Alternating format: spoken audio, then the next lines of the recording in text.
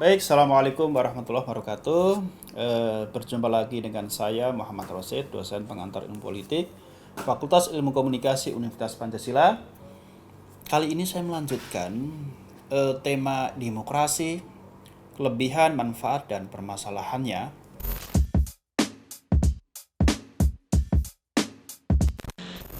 Pada part kedua ya, sesi kedua. Eh, Sebelumnya kita sudah membahas secara historical demokrasi, kemudian eh, nilai-nilai demokrasi, ya, manfaat demokrasi. Selanjutnya saya mulai dari prinsip dan parameter demokrasi. Jadi demokrasi itu punya prinsip dan parameter, punya ukuran-ukuran demokrasi. Negara itu dikatakan menjalankan sistem demokrasi kalau menjalankan poin-poin ini, ya. Negara yang kemudian tidak bisa kita katakan tidak menjalankan demokrasi berarti tidak menjalankan poin-poin ini. Yang pertama, prinsip dan parameter demokrasi adalah satu, adanya kontrol atas kendali atas keputusan pemerintah.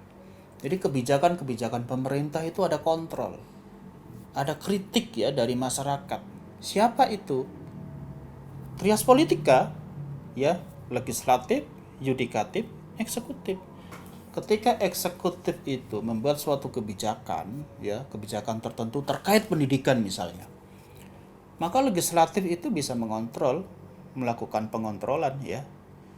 Kemudian kalau yudikatif tentu ketika ada sesuatu yang menyimpang secara hukum ya tentu ditindaklanjuti. Tapi ingat dalam demokrasi itu kontrol tidak hanya trias politika itu ya. Karena trias politika selain ada saling mengontrol juga harus saling sinergi satu sama lain.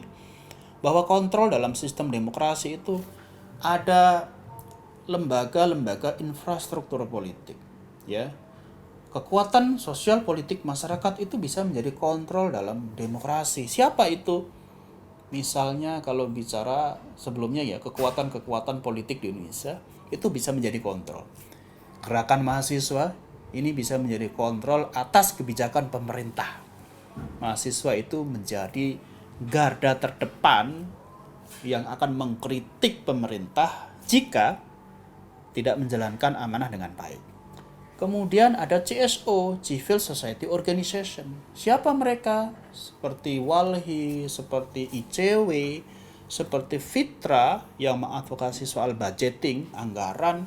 Mereka akan mengontrol kalau ada pejabat yang melakukan penyelewengan anggaran, ya tentu Fitra akan teriak-teriak di depan kamera, ya, akan melakukan sikap yang sangat kritis terhadap apa yang dilakukan oleh pejabat negara.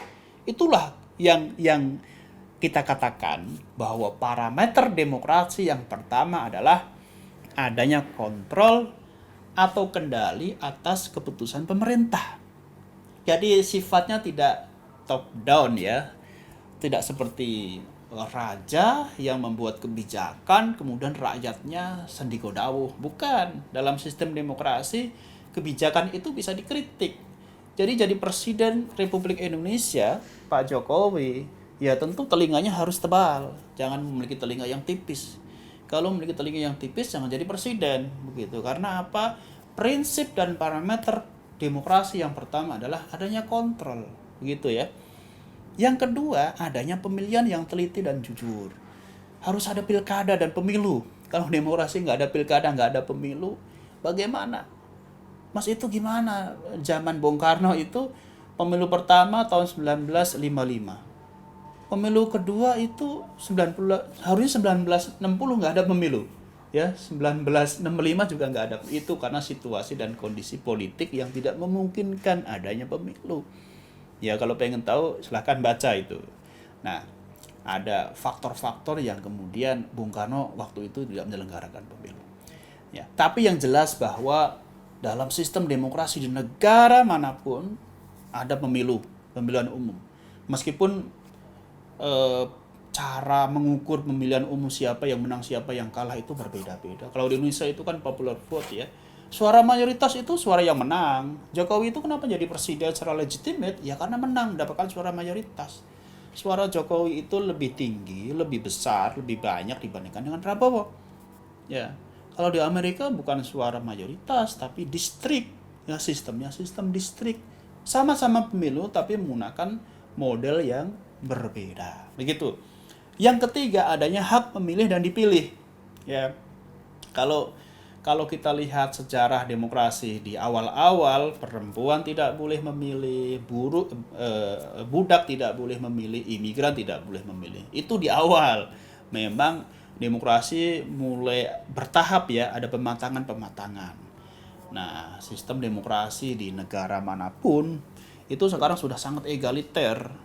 Bahkan saya pikir demokrasi itu sistem politik yang lebih egaliter dibandingkan dengan sistem-sistem politik yang lain. Makanya Indonesia menganggap demokrasi itu lebih baik dibandingkan dengan sistem politik yang lain. Tapi ingat bahwa demokrasi itu juga ada masalah-masalahnya. Begitu. Ada hak untuk memilih, ada hak untuk dipilih. Siapa itu? Ya mereka yang sudah umur 17 tahun atau sudah pernah kawin atau memiliki KTP. Dalam undang-undang pemilu sudah disebutkan ya. Begitu. Yang keempat, adanya kebebasan menyatakan pendapat tanpa ancaman. Kita bebas. Kalau kita berpendapat, ya kita mengkritik pemerintah, kemudian tahu-tahu kita hilang, ya itu bukan sistem demokrasi. Itu tidak menjadi, karena ini parameter demokrasi, gitu. Itu demokrasi jadi-jadian mungkin, atau demokrasian begitu. Yang namanya demokrasi ya adanya kritik, adanya masukan, saran, itu sudah menjadi sesuatu yang wajar. Begitu. Karena ada kebebasan berpendapat ya, dan tidak ada yang mengancam. Yang kelima, adanya kebebasan mengakses informasi. Saya pikir sekarang itu ya karena kita ada sosial media ya, ada perkembangan teknologi yang sangat revolusioner, siapapun bisa mengakses informasi-informasi. Kalau ini saya pikir nggak jadi masalah ya, negara-negara dalam sistem politik yang lain juga saya pikir bisa mengakses.